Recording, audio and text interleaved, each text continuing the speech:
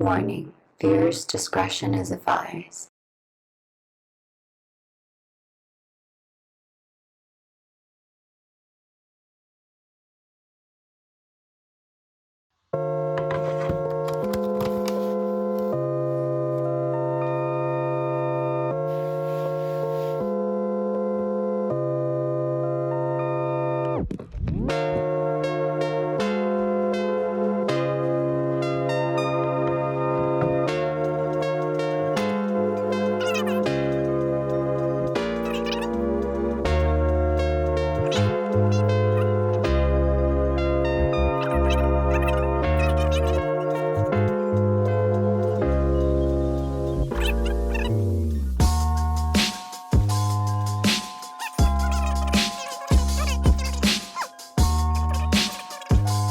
Okay, it's pretty fun. Cooking is fun. Who said you can't cook? I'm making a mess. Flour everywhere. Okay, so this is what my pizza dough is looking like. I made it over here and I made a mess. And yeah, so I'm gonna be throwing this into the oven. So I threw it into my microwave oven. It's going at it right now. Yeah, oh, it's really dirty.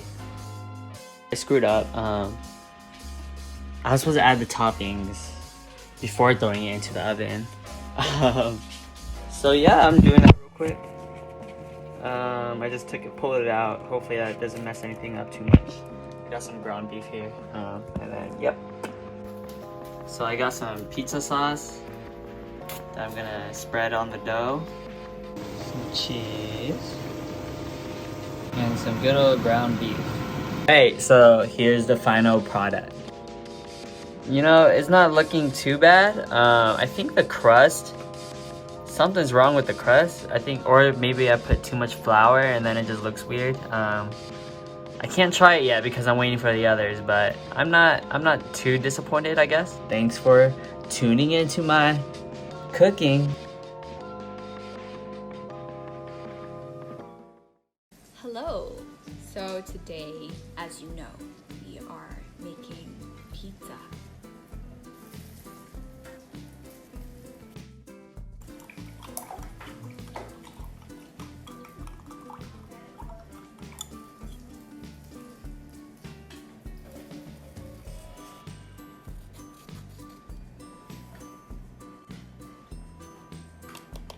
I have a bowl. I am going to add 2 cups of all-purpose flour. There's probably better ways of doing this, but this is just how it's going to. Oh, a cup. Oh, more than a cup. Okay. Nice. Okay. Well, I washed my hands. Don't worry. Salt.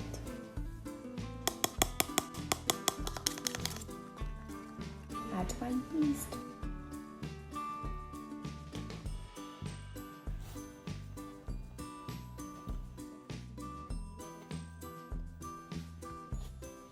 After some bit, I finally got it to look like dough. I have diced tomatoes and then tomato paste. Ah! And a can opener. I'm gonna do what can openers do. How am I supposed to do it the other way? It's not opening. I'll be struggling, and so this is the method. Alright, so I finally got the tomato in. I have my sauce, as you can see. I am back. It's the next day. This is my dough. Still have no idea what I'm doing. It's gonna be a mini pizza. Sucks. Honestly, it's not looking like the cutest, but you know what? It's gonna taste good because I said so. By the way, this is not abnormal for my cooking. I never have been the chef I wanted to be in my life. This is the sauce that I made yesterday. Alright, so now that that is on, I'm going to sprinkle my cheese on. But wait, there is the more. Of course, I couldn't forget the most important ingredient to every pizza.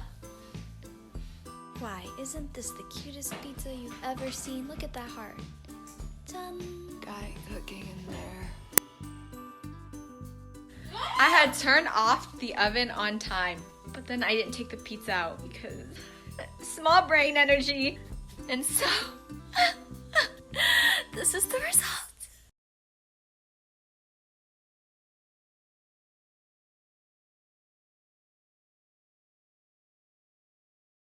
Hello everyone.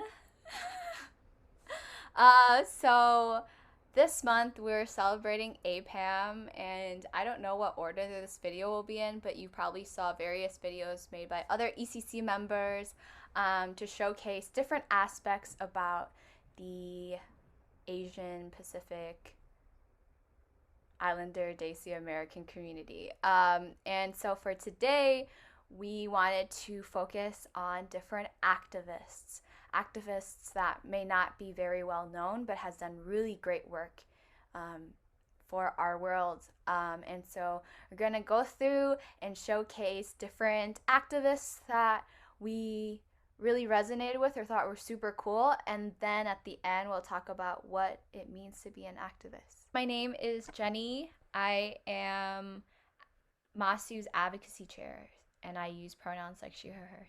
Hi, I'm Yang Win. I am one of two Masu co-programming chairs, and my pronouns are he, him, his. Hey everyone, my name is James Liu. I'm currently Masu's Director of Alumni Relations, he, him, his. And I'll get us started with our very first activist today. So the very first activist that we're presenting to you in the series, his name is Wong Chin Foo. So he was actually one of the earliest Chinese Americans to immigrate to the United States. He's an American journalist, and he founded the Chinese American newspaper.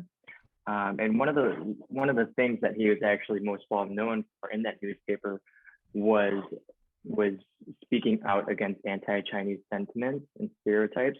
And there was even an ad offering $500 for anybody that could prove that Chinese people ate cats, rats, or dogs, which I thought was really, really interesting, because that's like super bold of somebody to do. To be like, okay, if you can show that this stereotype is true, then I'll like pay you $500. And $500 back then also was like, that's a lot of money. Like back then, especially, like that's more than even what $500 is now because of inflation. And then he also was he was actually the president of the Chinese Equal Rights League. And so essentially what that did was there was something called the Gary Act, which made the Chinese Exclusion Act there were more things added onto it, which made Chinese people harder to stay in the United States. Like, for example, one of the things in the Chinese Exclusion and Gary Act were that you had to have a passport or some form of identification on you.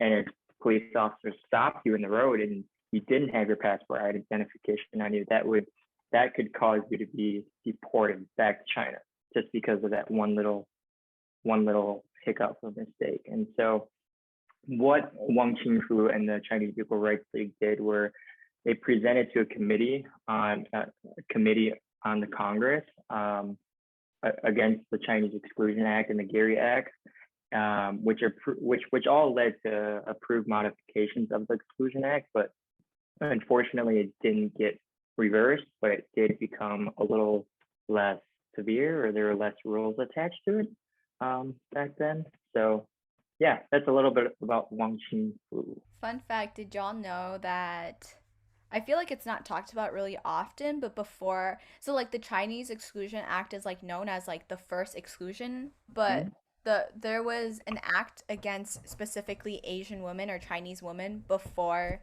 the general Chinese Exclusion Act called the Page Act, and it like basically saw like Asian women as like stealing the white men in America, and the Asian women at the time went into like sex work and prostitution and were seen as like passing viruses, which is like super, like it parallels with the xenophobia happening around COVID today.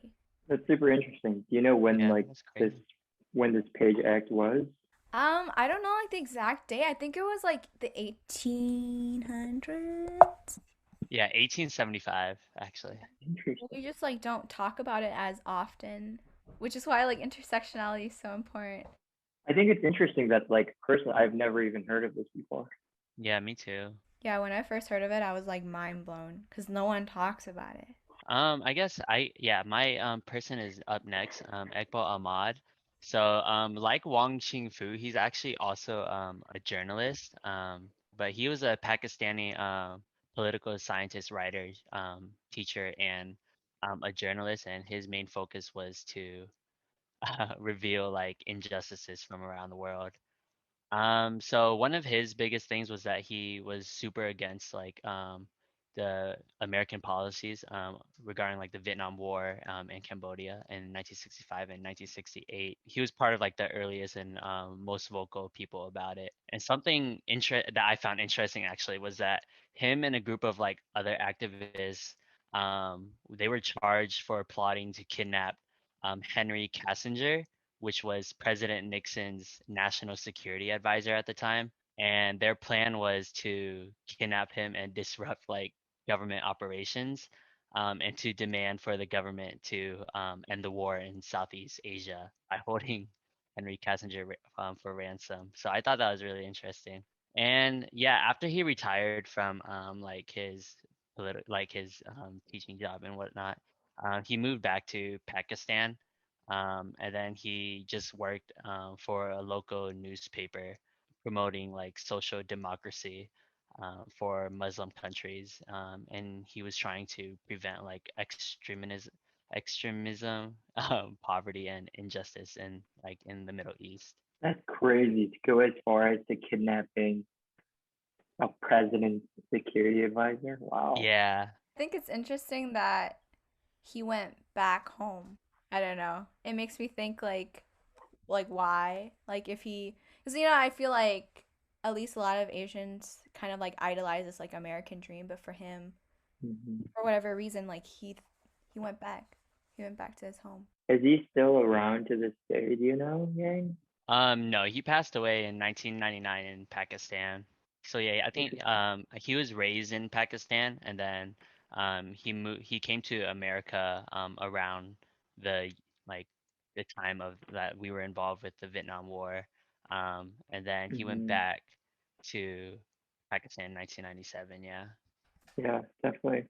And I think, like, a good segue into our next activist, actually, like, yeah, you're talking about how he promoted social democracy and trying to prevent poverty and injustice. And so our next person is actually Larry Itlone. So Larry was most well known for what is called the 5 year Delano grape strike, where he walked off farms of grape growers, demanding wages equal to that of minimum wage and that of his white counterparts. He kind of like led this boycott, this like revolution, and demanding change and equality, because who doesn't want to get paid the same as your counterpart when you're doing the same work? And so this ultimately led to like the establishment of what is now called the United Farm Workers Association, UFW, and it's still around to this day. And it works to help improve the ways and conditions of farmers, and particularly migrant farm workers, and promoting nonviolence and education to members on political and social issues. So I think it's interesting that we have an PETA activist who actually, when you think of United Farm Workers Association, or like farmers in general, like me personally, I don't tend to think about Asians or Asian Americans or Pacific Islanders. So it's interesting to learn that somebody who created the United Farm Workers Association was actually of a PETA origin. James, did you say that Larry was like co's with um Cesar Chavez? Because I think you mentioned it yesterday Yeah, that like they were like buds. I think that's just cool because like yeah. a lot of times it society makes it seem like Asia like that the Asian community like did activism on their own, but like Hmm. this was activism with like the Latinx community. So from what I understand and from like what I've read is that essentially Larry led like the Filipino and like the PETA community to this boycott, while Cesar, I'm not sure how to pronounce his name, he did it with a Latinx community, and they actually were doing it both at the same time. And they found out about one another, and essentially they conjoined and created this massive boycott, this massive movement. So Larry and Cesar actually together formed. I think there might have been one or two more people, but they were two of the people who founded the United Farm Workers Association. So, like you said, Jenny, it's like super interesting to see that people of multiple ethnicities and backgrounds coming together to fight for one cause. All right, next. This is Nalini Jamila. Apologies if I pronounce her name wrong. I thought she was super cool. I am working on a thesis around sex work, and so she was a prostitute in India after she found it really hard to raise her children. And currently, she still claims the identity of a sex worker, but also she is also a sex work activist and has been the author of several books. I just think she's so badass. Like, I feel like thinking about how we perceive activism and activists, I think it's really cool because like sex is really policed for women, and for her, she like stood up for sex workers. And in the books that she wrote, she talks about how like one of her first clients was a police officer, and then he proceeded after have purchasing sex work from her to abuse her and then also attempt to arrest her. And so like I feel like a lot of thinking about how this is similar to like the anti-police work that's going on currently, and that this is like happening internationally and not just like in America. Other things that really stood out to me in her book, she had like these really great quotes, so I just wanted to share them. Time has flown, but still no one tries to look at women as fellow creatures and beings that can demand sex from them. They view sex as a right they can demand from any woman. And then the second quote is, it's not as if elite women don't know this, but it is convenient for them not to recognize this. They have much to gain if the divide between dignified them and undignified us stays intact. However, my co-workers and sex workers organizations know that that divide is very thin.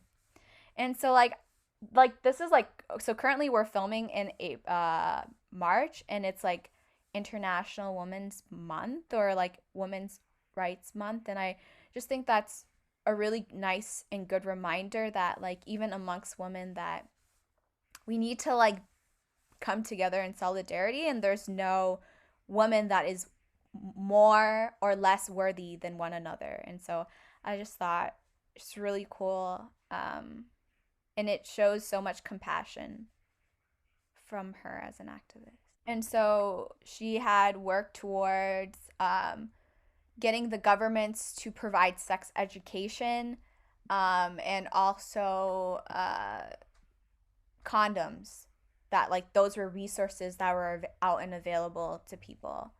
That was part of the things that she advocated for alongside sex work rights. So is she still in India today? I don't know. I think so. Yeah. I think she is. You're right. Yeah. Oh, it's interesting that you chose this activist, because like one, it's a topic that isn't very much talked about, and I think we could have a whole another day's worth conversation about prostitution and what is right versus what is wrong, what can be changed and stuff and so forth, not only in India in this case, but also like in the United States and all the other countries around the world. I don't know. It's just interesting because, like you said, she tries to find a way to provide for her family and whatnot through this, and yeah, it's interesting. very, very interesting. Yeah. And even in her book, I think there's like this assumption that sex workers like Hmm. again, like as she says, like live this like undignified life, but Hmm. in her second book she talks about the relationships that she formed through sex. Oh, And really? yeah, I just think it's very empowering, especially because I think sex again is really policed for women. Um, Hmm. and in the way that she talks about that, I don't know. Even in the few quotes I found, I thought it was really cool. Might look into like purchasing the book. When you say policed by women, I actually like that makes me realize, like especially in Apita cultures and whatnot, like sex, especially in women, sex is like your virginity and whatnot is seen as a very like protective, untouchable type of thing.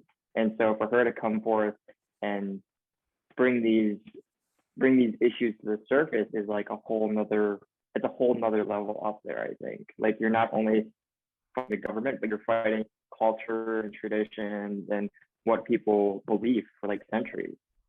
Yeah. Yeah, and I'm pretty sure like religion and stuff in India is like really strict about that type of stuff. So Yeah. it's like really brave of her to be able to come out Hmm. like that. I think so too.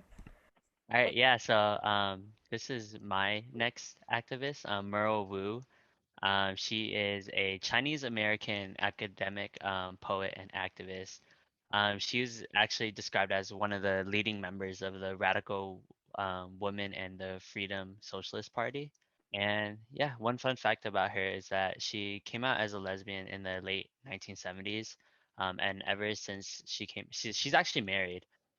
She was married before, in like the 1960s to a man, and then she came out as a lesbian late 1970s, and then ever since she came out, she has been fighting for like LGBT rights. Um, and a fun fact about her was that she worked in the UC, University of California, Berkeley's Asian American Studies department. But she got fired because she was criticizing the university's like conservatism. Um, because yeah, they weren't like a very progressive university, so she was criticizing them, and then she got fired for that. And then so she would often participate in strikes or with the students in order to try and create change.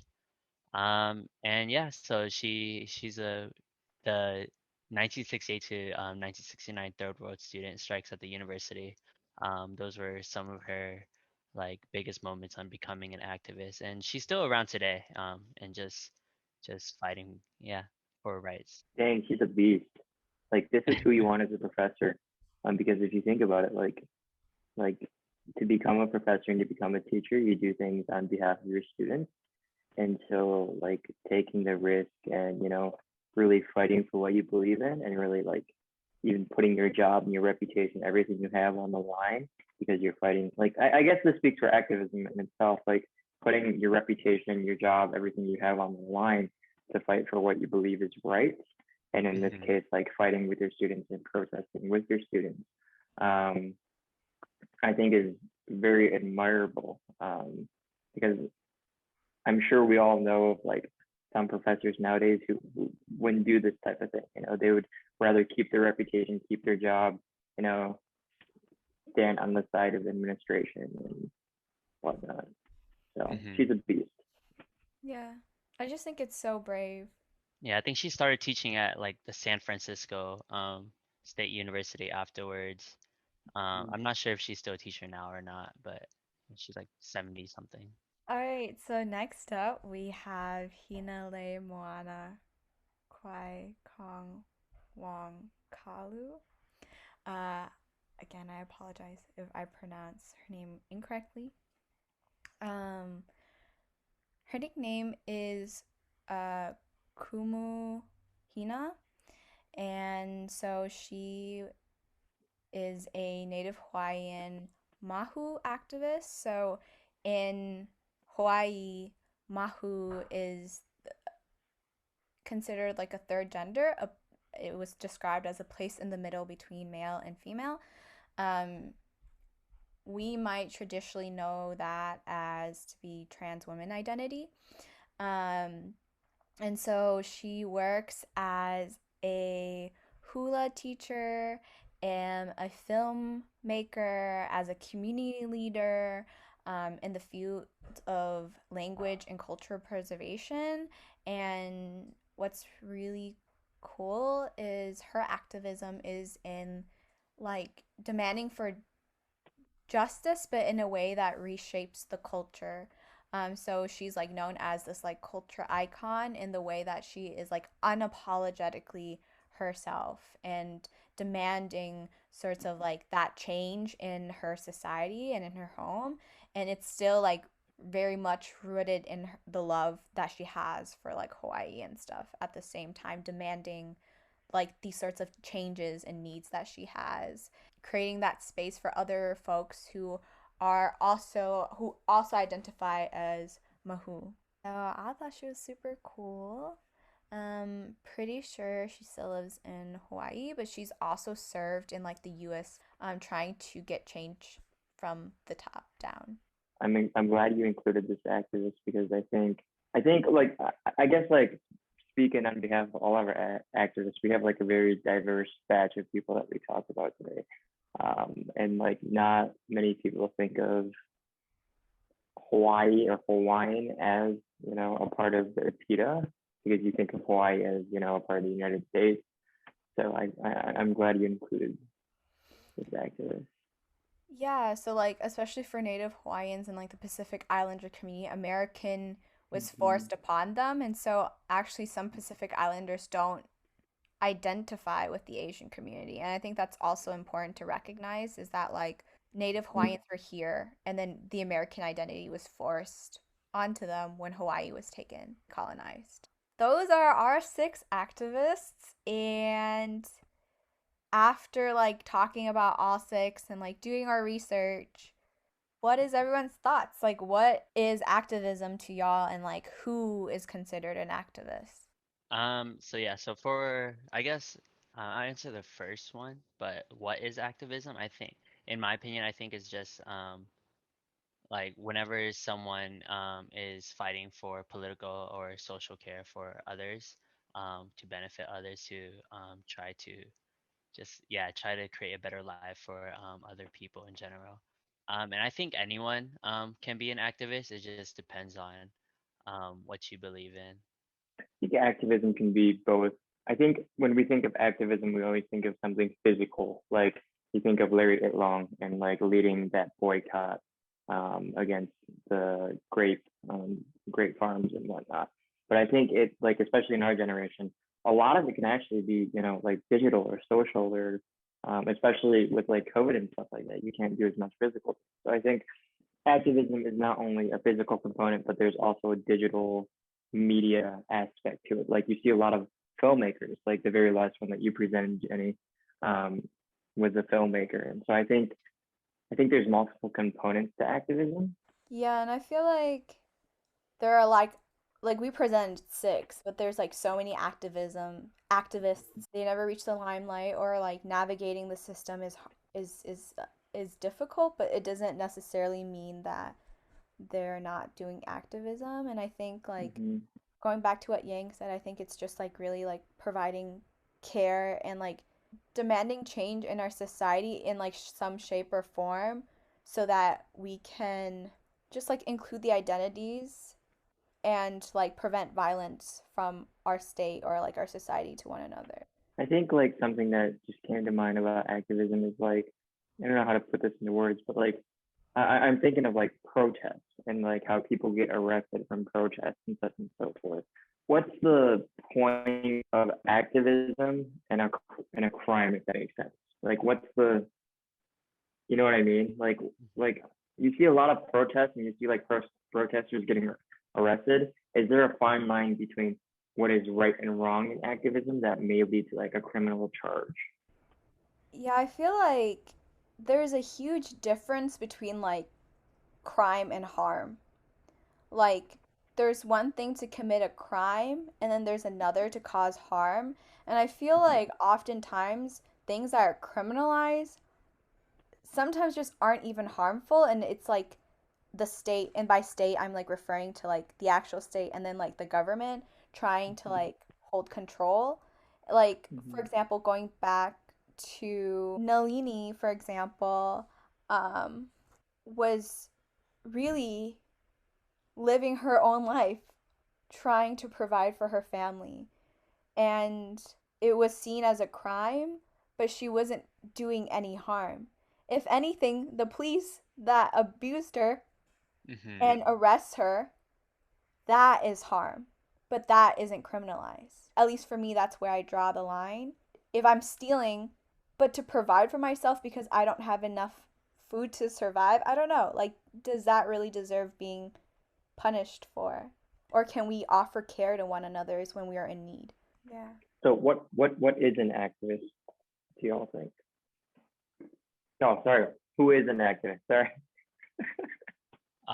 So yeah, who is an activist? I think what Jenny mentioned earlier about how a lot of people don't get into the limelight of things. I think you don't necessarily have to be popular or reach out to like a huge crowd in order to be an activist. I think even if you make small changes or do small things, you can like be an activist and then advocate for change. I think oftentimes it's like our really big movements, um like when change has actually happened, it's never been, in my opinion, because of like one person. It's usually when like we come together. When you think of like protests, when you think of like movement work, it's like not one person who did it all, but because people came together. Like oftentimes, even when we think about like the civil rights movement, we might just think about Martin Luther King. And Martin Luther King Jr. did great work, but also there were so many people behind him, also doing that work. A lot of women who never got noticed, but it doesn't mean that they're not activists or that they didn't spend their whole lives dedicating to making change. So do y'all think there's a certain amount of work one has to do in order to be considered an activist? Because there are people out there who just, help lead. I don't want to like sound it like it's something small or little but some people only like lead one protest or are involved in one big movement. So do y'all think there is a certain threshold or a certain amount you have to do in order to be considered an activist? What are your thoughts? Good question, Jenny. I I don't think so. I think an activist can be anybody. It can be a student. It can be somebody who's 70, 80, 90 years old. I really don't think the term activist has has like a number or how much you do. Because like if you think about it, activist and activism, you don't you don't measure how much you do or what you do, but instead the effect that you have on society and the community, or what you're trying to get across. So it's not about how much you do or what you do. It's about whether you can help make change and better improve society. Yeah, I agree. I think it's also important that like they commit to it, if that makes sense. Like some people they will be an activist, but then they're only an activist for like a week, and then they go back on what they were fighting for or things like that. So I think it's important that if you are advocating for something or fighting for something, that you truly believe in what you're fighting for, and that you don't like go back on it basically. I really like that. I feel like activism is like a lifestyle. Like you gotta like believe it in it enough to integrate it into your life. Another tough question. But do you think an activist can be considered an activist if they're fighting for something that they haven't experienced, or like something that's like outside of their culture or background? Like a prime example of this would be like if um if we like help protest for Black Lives Matter or like stuff like that. Would we be considered an activist because maybe like we haven't fully experienced everything that they go through, but would we be called an activist for doing something like that? What are your thoughts, Jace? Great question, Jenny. I think one could be considered an activist even if they don't have those experiences or whatnot. Because I think when you sympathize or empathize with somebody and you really fight as a team together for radical change, I think that's what activism is. You don't have to necessarily experience it, but if you sympathize and can empathize with them and really somewhat see what they're fighting for, like you can kind of understand, but not like, yeah, I think my answer would be yeah. If you haven't had like the same exact experience or background, I think you can still be considered an activist. Yeah, I'd say yeah also. I think that you can always fight for others. Like for example, a lot of the activists we talk about today, we can't really put ourselves in their shoes. We didn't experience what they experienced, but we can still appreciate what they're fighting for and fight alongside them. I think it's just that if you like get asked about it or things like that, don't act like you were in their shoes. Don't act like you know exactly what they went through. Just be transparent about it, but then understand what you're fighting for, kind of. Yeah, I agree. I feel like it's like going back to what Yang was saying about like, or what we were saying about like it being like a lifestyle. If you do advocate for another community, you're going to mess up a lot because there's so much, it's a whole life that you don't understand. But I think like commitment is important, and like oddly, I feel like even when we fight for different issues, we're all, at least in my mind, we're all fighting for the same fight. Especially in your example with like Black and Asian solidarity, I think that liberation comes together. Like I seeing ourselves as like a part of that community, even if we don't like completely identify. Well, as you may have noticed our little pizza hat, it is time for you to vote for who has the best pizza. Yeah, like mine is currently in the trash. Maybe. Is it really? You're 3 years away already? It was so burnt. It was so burnt. But you know, if you want to give me some pity points, I would like some votes. Did you throw them I both don't away?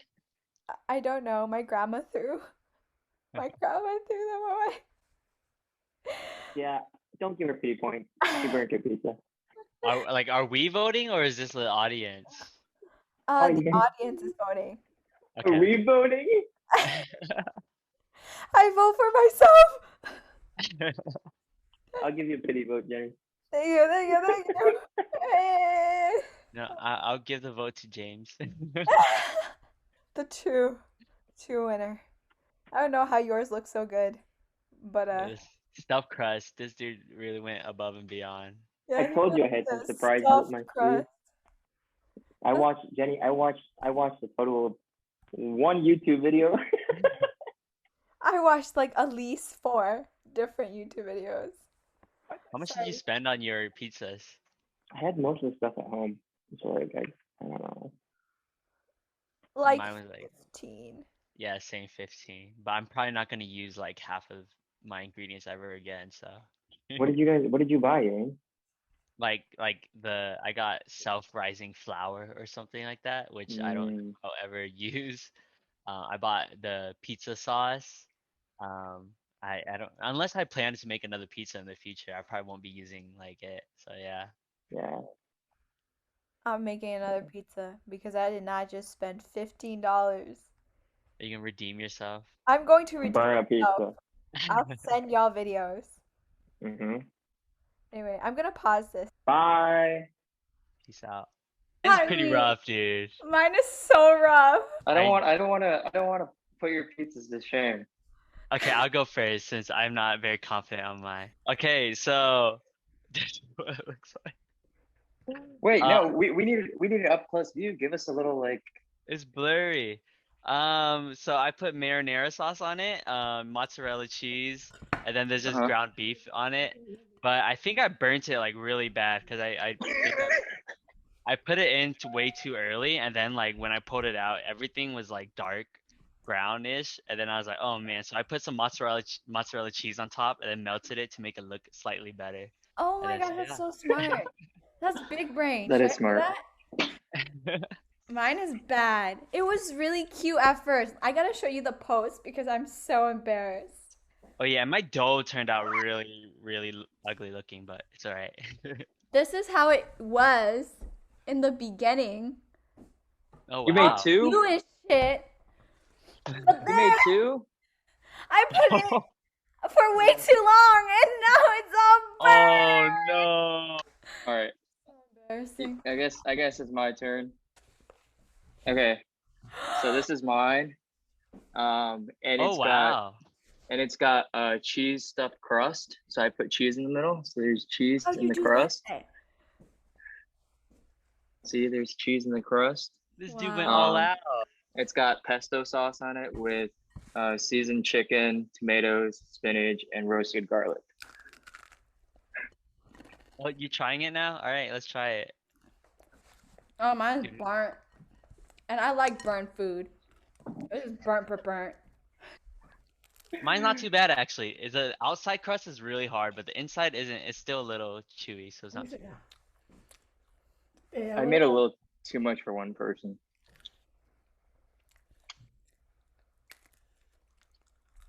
Cũng lung mà xịn bố xịn lắm mày. Hổ sợ. Bèo á. How was yours, Giang? You know, it's actually better than I expected. I was expecting something pretty bad, but like it's edible, and I'm pretty sure I can finish the entire thing, so I'm happy with it. What about both of you? It's burnt. I think my crust is a little too thick. My crust is really hard. It's burnt. The cheese isn't as like stretchy as I wanted it to be. Jenny, I thought you said you watched some YouTube videos. What happened to that?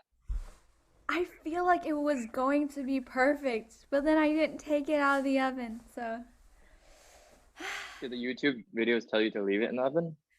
No. I thought that the oven would cool down fast enough, but since it's coming down from 550 degrees. Oh wow. You put it on 550 degrees? Yeah. Yeah, mine was at 400. Mine was at 420. Did you follow your recipe correctly? Maybe.